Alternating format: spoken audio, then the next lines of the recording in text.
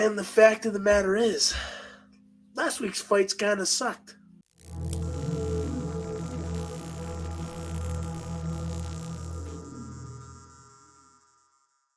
Hello, everybody, and welcome back to Fact of the Matter podcast. Today, I'm joined by Goose. Hello, everyone. And today, we'll be talking about UFC Mexico and a little bit about the PFL Bellator fights. Goose, what do you think about the Brandon Moreno versus Royval fight? Well, one, pretty boring. that was supposed to be like the banger of the night. Flyweight is supposed to be the most technical, exciting division. Like they have usually the most well-rounded guys, and especially Royval and Moreno. They're like super exciting every fight they get. Moreno has been like 3 Fight of the Year contenders in like his last 5 fights. So yeah, I mean, what can I say? It really under-delivered. Moreno just didn't look like he usually does at all. Like his main weapons, all of that. I don't know what to say, man. It was weird, a very weird fight, and with even weirder scorecards. Do you agree? I definitely agree. Those scorecards were very weird, but I remember I put this as a Fight of the Year candidate. No. Because I thought these guys, I thought they were going to come out and show out, and then they come out and just have a stink. Real stinker. I was shocked, but yeah, you look at even the fight, even the scoring, the cards, like rounds we said that were definitive rounds were not definitive in the judges' scoring criteria. If you look at all 3 judges' scoring lists, I think they only agree on the 4th and 5th round. Yeah, that's insane. It's just insane. I mean, if we look at the scorecards, one judge had, I think he gave Moreno, the most controversial one for some reason is Moreno 49-46. I don't think that one was the worst scorecard, to be honest, although he did give Moreno the 3rd round, which I think Chris Lee was probably the worst. He gave round 1 to Royval, round 2 to Royval, and then round 3 Moreno. How they give the first 2 rounds? The first 2 rounds are obviously Moreno. First 2 rounds, obviously Moreno, and then third rounds, obviously Royval. Right. You look at it like, huh? But all 3 judges gave Moreno the 5th round, and that was probably like the closest round, probably. That's just so weird, right? I don't know. What do you think happened? But what do you think? What do I think happened with the fight? Is what you're asking him? Yeah, with Moreno, with the everything. So going into the fight, it was kind of weird as both fighters looked like they were injured. Both of them, their legs were hurt. Were both very red, even before the fight started. Not as much as Royval, but Moreno definitely. Going into how I scored it, first 2 rounds I gave Brandon Moreno. I think that was clearly obvious. And then 3rd round, I thought was clear Royval. They get to the 4th and 5th rounds, and Royval did land more, but he didn't land hard. He hit the arms a lot. A lot of his shots were blocked. And looking at who threw the overall better strikes of the round, I gave both round 4 and 5 to Moreno. He landed the harder strikes. And I think that was a 49-46 win for Moreno. People are not gonna like this. People are not gonna like that. But if you want to debate me, go to the Fight Dialogue Discord server and no. Drop a comment below. And drop a comment below. Let you want to come debate me live, go there. But getting into the fight, technical wise, it seemed that Moreno was trying to counter him a lot in the fight. and he wasn't throwing as much. Like in his previous fights, he was always the one coming forward and pressuring. He did not do that this fight, and it shocked me. I was looking at this like, this is one of the first times I've ever seen him not press forward. And then you look at Royval, who pressed forward, and he kind of was just throwing light. He was throwing just a throw. I'm curious. I think he threw like 500 strikes total or something, like some insane number. I believe he now has this he has the second like he has the record for the second most strikes landed, Thrown. supposedly, or thrown. Might be thrown. I don't remember, but yeah, no, I knew he Max hasn't Holloway's at like 700 or something. That yeah, it's insane. Yeah, but he threw a lot, but he didn't throw hard. He was kind of just throwing to throw. Goose, what's your take on it? They've heard my controversial take. What's your take?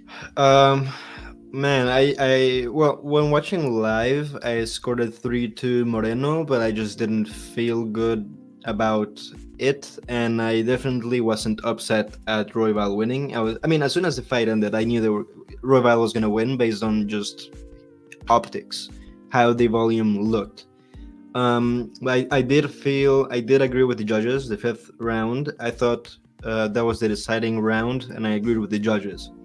However, upon a rewatch, a couple of rewatches, and pausing, slow mo, whatever you want, closer looks, the most deciding moments for Royval are moments in like where he throws like an extended combo, but none of the shots land. None of them. Like they all throw in. I mean, they land in the forearms, on the gloves, on the shoulder, on the. I mean, and with low power, especially towards the end of like the later rounds. Royval at most lands a few jabs. They're like mostly rangefinders. They're not like stiff jabs. They're not like a Kamaru Usman jab, right? So and other than that, he did land, I think like a couple decent knees, some like overhands, but I also scored a fourth for Moreno because he also landed like a few overhands, not as many as round two, but he also battered the leg of Royval, and he couldn't even stand after the fight. He did tear an MCL during the fight, but obviously the leg kicks, I mean, those were heavy from Moreno.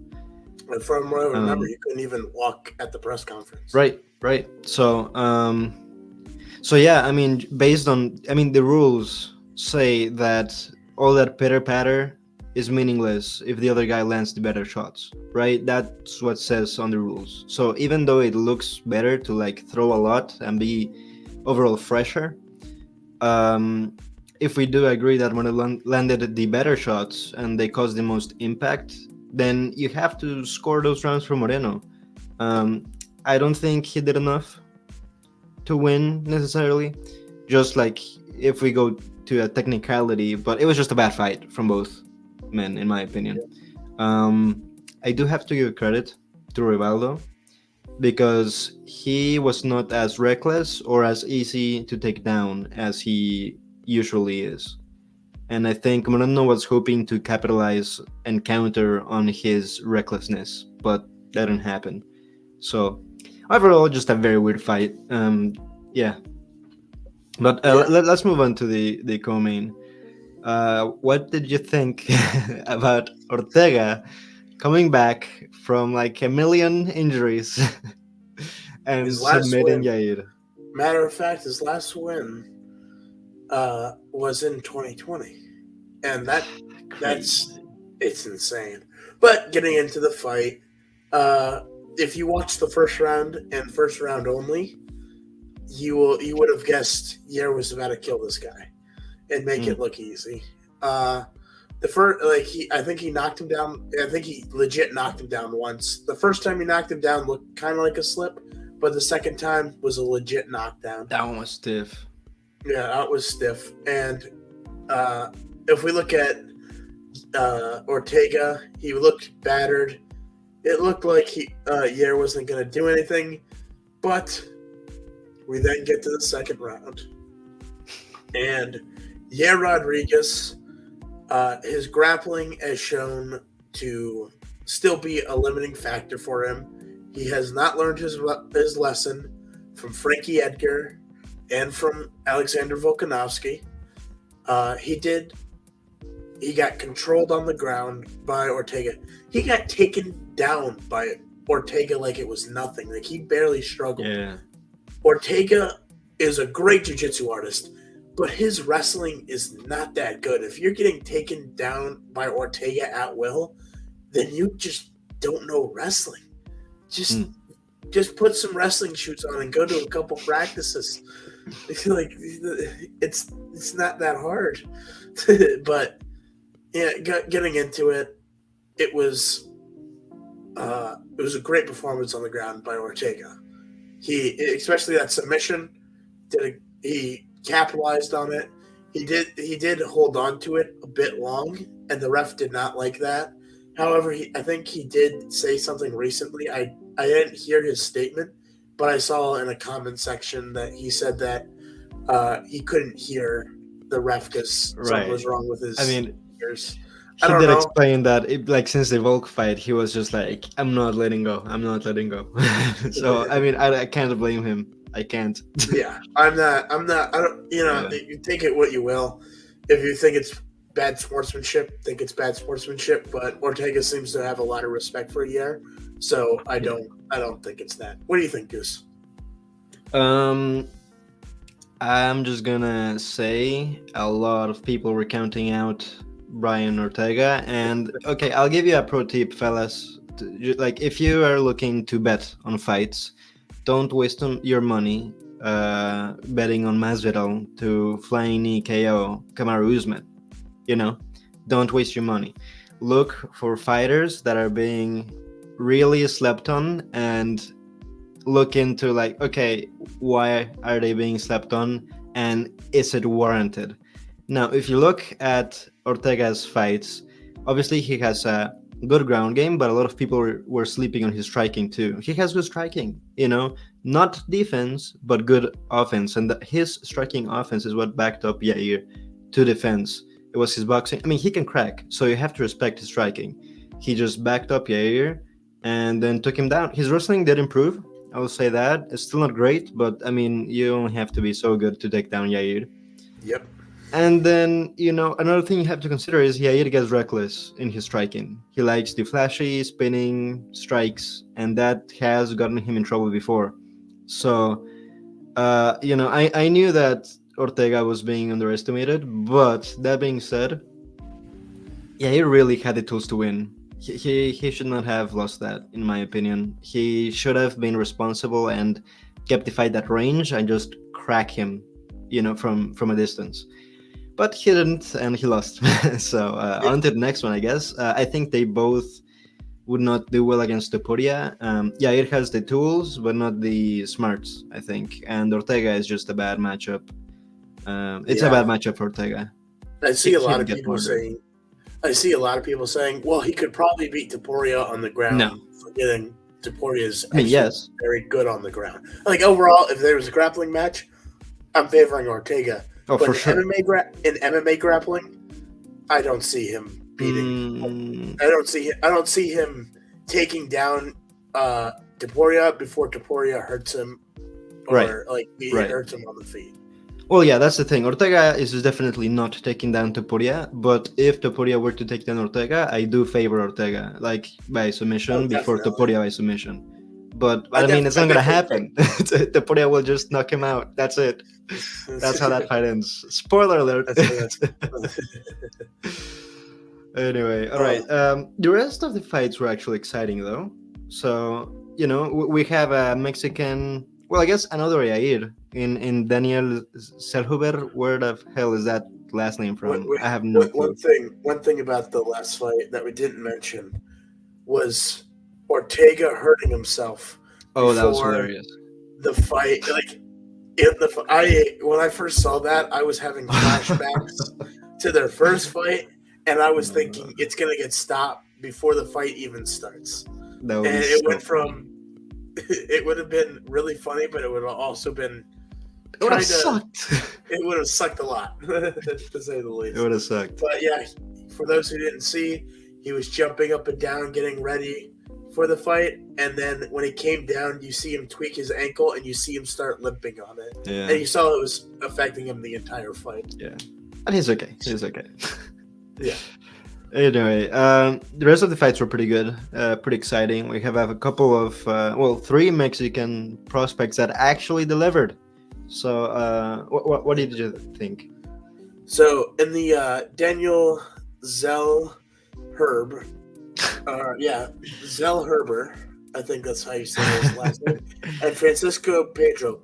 I believe Francisco Pedro is the one that knocked out Upman Azaitar, who used to be known as a very high prospect, but then he brought in potatoes, allegedly. Potatoes, right. Not nothing else, just smuggling potatoes through the window. He was smuggling potatoes during COVID. That was the problem. Smart. But it kind of what decided that fight wasn't necessarily power, but technical brilliance.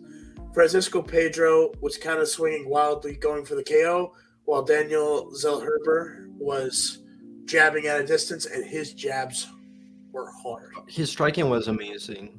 He did what I expected Yair to be able to do, basically. Yeah. Hit him at a distance. Beautiful. He fought him at a distance, and he looked beautiful during it. There's not much to say about this other than go watch it for yourselves. It was a banger. It was a great fight. Yeah. What do you think? Yeah, no, pretty much the same. It was a great fight. I'm excited to keep. Both of them were exciting, but I think both of them have room to grow. So I'll be looking to watch more from them. I had seen Francisco Pedro before, but I will admit I was not familiar with Daniel. So, but yeah, moving on to the next fight. Yasmin did what she does. I think. I mean, I don't know. Her striking is kind of surprising, but. I will say that she still has some issues that a lot of women fighters struggle with, in that she has very good form, good technique, good mostly good shot selection, and she varies her targets. Like she hits the body, the legs, and she punches. I mean, it's great. However, distance management is just not all there, and she missed a lot. I mean, I don't know. I just noticed, but she's good. I think her defense improved, but yeah, she won. She did what was expected of her. Nothing much to say about it. What do you think? Oh, you're muted. I wasn't paying too much attention during this fight, I will say, but from what I remember her takedown defense was pretty good, and she stopped a bunch of takedowns. Yeah. And she just, as like the last fight, she just outstriked her opponent and kept him at a distance and had great technique. That's all I have to say for that fight. Moving on to the next fight. I cannot comment on this fight as I did not get to see it, as I was doing other things at the time. So this breakdown is just going to be from Goose. Yeah, no, all I gotta say really is, Manuel Torres really delivered. Very exciting. He got a bit wobbled right away, but man, he's just like Diego Lopez, very exciting. And I think it's his 6th first round finish. I mean, I think he's on a 3 first round finish streak. I might be wrong on that, but yeah, no, very exciting. I'll definitely be looking at his fights with more attention. But yeah, no, actually, I think 5 fight win streak, all of them with first round finishes. So that's insane. And it was against Chris Duncan, so I mean, it wasn't like a nobody. It wasn't some slouch. So I thought it was pretty good. Yeah, no, good. Like good. Magomedov. Come on. For those who don't know, Umar Nurmagomedov is fighting a guy who is making his UFC debut. Yeah, If again. that's not Yeah. if that's not a can, I don't know what is. Well, I mean, he's supposed to be very good. I haven't seen a single fight from him, but yeah, UFC debut. I mean, It's come on. Umar is ranked, I think, number 11, and he has yet to face a single ranked opponent. Correct me if I'm wrong, but I'm pretty sure. I checked a bit I a think little while ago. he might have fought one ranked opponent. I don't remember. I don't I'm think so. usually the most educated on that group, just so I can hate better. Professional hater. I am a professional hater on him. I just Nice. remember he was supposed to fight Corey, and before that, he fought. Who did he fought? Just watch him beg for a title shot after Yeah. beating a motherfucker on his UFC debut. Yeah, it's the guy he's fighting, Bekazat Alumikhan, is 17-1, which is actually he's got more fights than Umar. However, making it your UFC debut, let's see how he's 26 From years the old. Sealies. Like he should not be fighting Umar. Like Umar should not have. He should not be fighting this guy. I don't care. I don't care how good he is. He's making his UFC debut. He should not be fighting Umar for this UFC debut. He should be fighting the guy who. He should be fighting someone like a Ronald Velasquez. Anyone ranked, honestly, just give Omar ranked fights, let him prove himself, let him earn that shot. But that's not that's not the way of that camp. Yep. But anyway, tangent aside, I think. Well, I mean, a lot more fights happened. We had probably the biggest PFL event in history, and oh my god, was it bad! Did you get to watch it? I did not get to watch any of it. The only thing I got to watch was the fourth fight of the UFC card. That's when I got back and was eventually able to sit down to start watching it. But I did not get to watch any of that PFL versus Bellator thing. So I will let you break it all down. You didn't miss much. I'll tell you that. I did see the results. I will say I did see the results. Well, for starters, Bellator murdered PFL. They just murked them. I think the only one from PFL that beat a Bellator opponent was the heavyweight Renan Ferreira, who fought a 40-year-old Ryan Bader with like a 6-inch height advantage or something. Yeah. He is 6'8". That's insane. I think he's the only fighter with longer reach than John Jones. Interesting. And he's about to MMA. Get destroyed by Francis Ngannou. Yeah, no, I think Francis. So the only way that I could see Vader winning against Ferreira was grappling, because Ferreira's grappling is so bad. I mean, you have no idea. You think like heavyweights are bad at grappling. You have not seen Ferreira, man. Oh my god. No. Is it Derek Lewis level? But instead of being able to stand up, he's just. I would say he's worse than Gan. Than Cyril Gan. That's saying something. That is a bold statement. Yeah, but it didn't get to the ground because he knocked out Ryan Bader in like 10 seconds. So I think Francis Ngannou will not risk that. I think he will probably suplex Ferreira or something like that, and just knock him out on the ground. That's my prediction, early prediction. But that aside, a couple decent fights. Impa almost beats Evelyn, who's undefeated.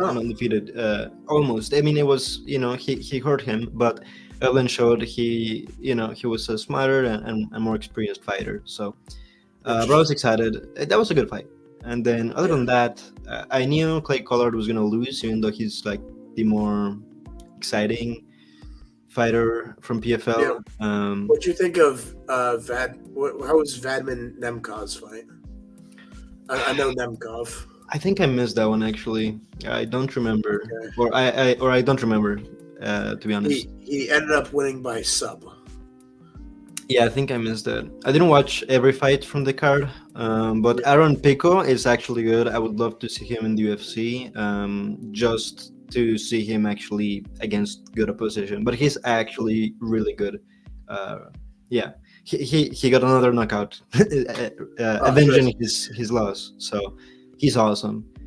Um, and Yoel against Thiago Santos, disappointed just as I Yeah. expected, but a lot of people were thinking Yoel is still 30 years old, and no, he's 47. He's 47. He looked really bad in his last fight. Yeah, I forget his last the few. guy's name. I know in his last fight I watched. It was the Fedor Emelianenko student, and during that fight he was just afraid to throw. So I kind of knew he was old. Going into that Thiago Santos fight, Thiago Santos isn't necessarily the best fighter, but I was predicting that he was going to be able to probably outbox him the entire time. And Yoel was just going to let him get hit and try and hit him with the big counter. I didn't watch the fight. However, I did see that Yoel won a unanimous decision. He won, I believe, looking at verdict, they say he won every single round. So Yeah, no, I also thought that Thiago Santos would just. I mean, they're both very boring fighters, at least in their last few fights, especially Thiago Santos. But I mean, Yoel, in his last few, if you look at his Bellator fights, he has just stood there, like in the easy fight, and then knocked the opponent out in like, third round or whatever. So I expected Thiago Santos to just throw leg kicks and win that way, but boring decision. Nemkov. Yeah, The last guy he did fight was Nemkov. Yeah. I knew it was. I forgot that Nemkov was Fedor's boy. Dude, that guy I want to see in the UFC. That guy genuinely is pretty good. It's just I will say his wrestling needs a lot of improvements. He does not have good grappling. That's something I'm definitely worried about. Yeah, I need to watch more from Nemkov. But I mean, do I really? PFL and Bellator suck. They made me not want to watch anymore. I do want to talk about this a little bit because, man, the theories about them being controlled opposition for the UFC are getting more legitimate every day. They look, or like everything looked like they want to be as tacky as possible, like it's intentional. The lighting was awful. The art design behind the PFL's entire branding is terrible, just tacky. And the cameramen, they were like, the camera was slanted in like in a Dutch angle for like 30 seconds at a time. Like how is all of it so bad? The production is so bad. So dude, I've said one is probably the best outside of UFC. Oh, for sure, but not much competition out there. No. Yeah. If Bellator won, and if one went and bought PFL, since Bellator is no longer a thing, I would. If they got all their fighters, they would be a power that could compete with the UFC. I believe it, but they are kind of broke right now. Sadly, that's not gonna happen. But yeah, what can I say? What can you say? And it's sad because I root for competition. Like we need competition against the UFC, but they're just. They don't deliver a good service or a good product. I mean, so I can't really give them their flowers. Yeah. So unfortunate. Watch it.